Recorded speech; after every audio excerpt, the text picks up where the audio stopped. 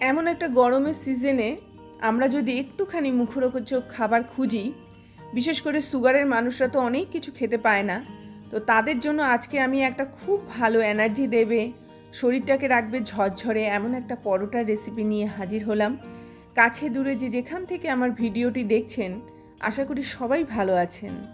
আজকে বৃষ্টি রান্নাঘরে আপনাদেরকে এমন একটা পরোটা করে দেখাবো যেটা একদমই হেভি নয়, তার সাথে সাথে রবিবার সকালে বলুন বা ছুটির দিনে আপনারা অনায়াসে এটা খেতে পারেন।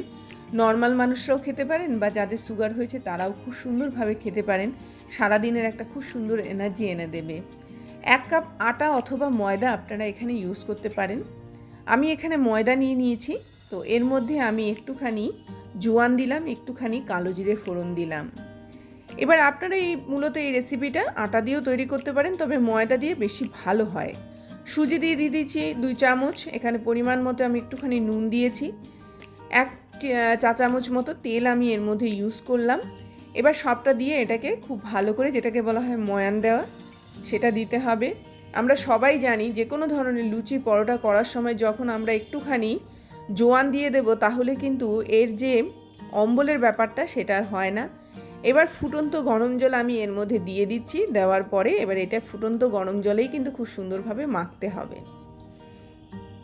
কন্টিনিউয়াসলি আমি একটুখানি আলতো হাতে এটা মাখছি, কেননা এখনও পর্যাপ্ত পরিমাণে গরম রয়েছে। একটু সাবধানে এটাকে মেখে নিতে হবে। প্রথমে আলতো হাতে, তারপরে ঠেস দিয়ে দিয়ে এটাকে মাখতে হবে। একদম নরম তুলতুলে হবে পরোটাটা। এমন হবে যে ভেতরটা যেমন খুব সুন্দরভাবে পুরে ভরা থাকবে, বাইরেটা হবে খুব সুন্দর তুলতুলে, তার সাথে সাথে ক্রাঞ্চি। তো কিভাবে এটা আমি তৈরি করে দিচ্ছি পুরো ভিডিওটা দেখুন। একটুখানি তেল দিয়ে এটাকে ঢেকে দিলাম যতক্ষণ না পুরটা রেডি হচ্ছে। পুর তৈরির জন্য আমি কি করছি, 2 চা চামচ মতো তেল দিচ্ছি, যথেষ্ট। এর থেকে বেশি তেল দেওয়ার একদমই প্রয়োজন নেই।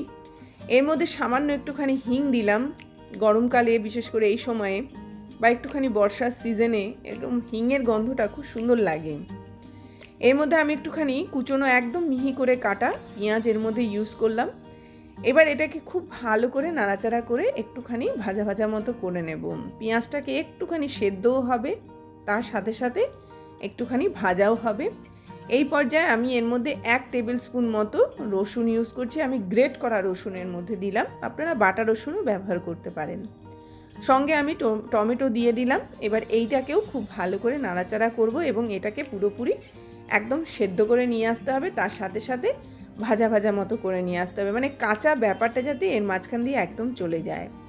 যখন এরকম একটুখানি ভাজা এবং সেদ্ধ হয়ে গেছে, কিছু মশলা দিয়ে দিচ্ছি। আমি একটুখানি কাঁচা লঙ্কা এর মধ্যে দিয়ে দিলাম, একটু হলুদ দিয়ে দিলাম, সামান্য একটুখানি লঙ্কা গুঁড়ো, গরমের সময় একদমই বেশি লঙ্কা আমি দিচ্ছি না, একটুখানি ধনের গুঁড়ো, একটুখানি জিরের গুঁড়ো এর মধ্যে আমি দিয়ে দিলাম। আপনাদের যদি মনে হয় তাহলে আপনারা এখানে একটুখানি আদা বাটাও ইউজ করতে পারেন। তো আমি এটাকে একটু চটপটা বানানোর জন্য আদাটাকে অ্যাভয়েড করেছি।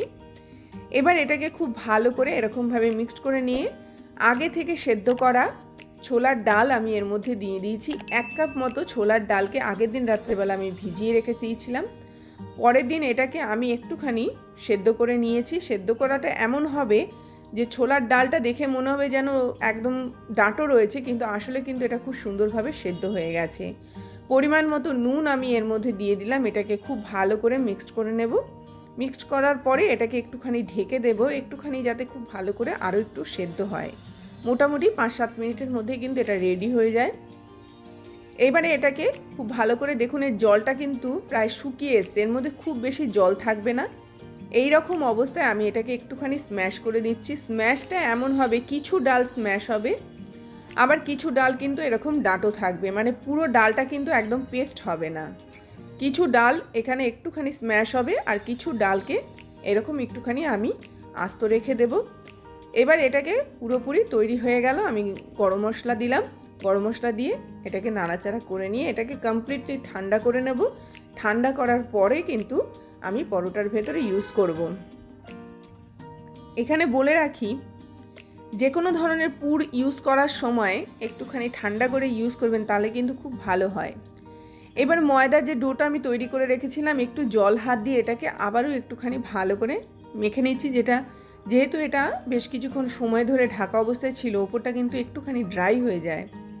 তো এবার এটা থেকে 4টে লেচি আমি এরকমভাবে নিয়ে নিলাম একদম সমান পরিমাণে। এবার হাত দিয়ে এটাকে খুব সুন্দরভাবে গোল করে নিলাম। গোল করে নেওয়ার পরে এবার এটাকে বেলবো। এবার বেলাটা কিভাবে বেলতে হবে সেটা দেখিয়ে দিচ্ছি। একটা লেচি আমি এর থেকে নিয়ে নিলাম, আপনারা তেলও ব্যবহার করতে পারেন। আমি সামান্য একটুখানি আটা দিয়ে এটাকে বেলছি। এই রকমভাবে এইটাকে বেলা শুরু করব এবং বেলাটা এমন হবে একদম পাতলা রুটি হবে। যতটা সম্ভব পারবেন পাতলা একদম রুটির মতো তৈরি করে নেবেন, তবেই কিন্তু এটা খেতে বেশি সুস্বাদু হবে। ভালো করে লক্ষ্য করুন, এটাকে আমি একদম খুব সুন্দরভাবে একদম পাতলা করে বেলে নিয়েছি, মানে ট্রান্সপারেন্ট হবে, একটা সাইড দিয়ে আরেকটা সাইড দেখা যাবে। এটা সেই জন্য আমি একটুখানি ময়দা ব্যবহার করছি। আপনারা হাফ ময়দা হাফ আটা দিয়ে তৈরি করতে পারেন, তবে ময়দা দিয়ে এটা বেশি ভালো হয়। এইরকমভাবে জল হাত দিয়ে পুরো রুটিটার গাটা এরকমভাবে একদম খুব ভালো করে মাখিয়ে নিতে হবে। মাখিয়ে নেওয়ার পরে আমি যে পুরটা তৈরি করেছি সেই পুরটা আমি নিয়ে নিলাম। নেওয়ার মতো পরিমাণ মতো পুর আমি মোটামুটি 4টে যাতে ভাগ হয় সেরকমভাবে পুর আমি এর মধ্যে দিয়ে দিচ্ছি। দেওয়ার পরে আমি এটাকে খুব ভালো করে একটুখানি ছড়িয়ে দিচ্ছি। এই পরোটাটা খেয়ে দেখুন, বিশেষ করে সুগারের মানুষদের তো অনেক কিছু খাওয়া বারণ, তো এই রকমভাবে তৈরি করুন এবং বাড়ি শুদ্ধ সবাই খান। খুব ভালো এগুলো, এই ধরনের পরোটা তৈরি করলে পরে শরীরের জন্য হেলদি। দেখুন দুটো মাথাকে জাস্ট আমি এরকম একটা ত্রিকোণা মতো করে নিলাম এবং নিচের অংশটাকে ঠিক এইরকমভাবে ফোল্ড করে নেব। আর কিচ্ছু করতে হবে না, আর এটাকে বেলতে হবে না। দুটো মাথাকে আমি পেছন দিকে একটুখানি ভাঁজ করে নিলাম, একদম ত্রিকোণা পরোটা তৈরি হয়ে গেল। দেখুন কত সুন্দর, কম সময়ের মধ্যে কিন্তু আপনারা এরকমভাবে তৈরি করতে পারেন এবং একবারই বেলাতে, এমন নয় যে দ্বিতীয়বার আপনাকে বেলতে হবে। এইরকমভাবে 4টে পরোটা আমি তৈরি করে নিলাম। দেখুন কত সুন্দরভাবে কিন্তু 4টে এরকমভাবে ত্রিকোণা পরোটা তৈরি হয়ে গেল। এবার এটাকে আমি ভাজবো। কিভাবে ভাজবো? 2 টেবিল চামচ মতো আমি তেল দিচ্ছি। প্রথমে 2 টেবিল চামচ মতো তেল দেব, আর প্রত্যেক পরোটার ক্ষেত্রে 1 টেবিল চামচ মতো তেল দিলেই যথেষ্ট। একদম কম তেলে, আমি বেশি তেলে এটাকে ভাজছি না। একটুখানি তেলটাকে এরকমভাবে এর সঙ্গে মাখিয়ে মাখিয়ে এরকমভাবে কিন্তু পরোটাটাকে ভাজতে হবে। এটা খুব ক্রাঞ্চি হয়, তার সাথে সাথে সফট হয়। অসম্ভব টেস্টি এই পরোটাটা খেতে। একদম রেডি হয়ে গেল। তো চলুন আমি পরিবেশন করি। দেখুন একদম আমার কিন্তু 4টে পরোটা রেডি। এইভাবে বাড়িতে তৈরি করুন, সবাই মিলে খান। এর সাথে আজকে বিদায় নিচ্ছি, আবার আসবো একটা খুব সুন্দর ভিডিও নিয়ে। দেখুন পরোটাটার ভেতরে পুরটা কত সুন্দর স্প্রেড হয়েছে। নতুন ধরনের পরোটা অবশ্যই বাড়িতে ট্রাই করুন। সুগারের মানুষরা খান, যাদের একটুখানি সারাদিনে ঝরঝরে শরীর লাগবে তারাও খান। আসলাম কিন্তু, সবাই ভালো থাকুন, সুস্থ থাকুন।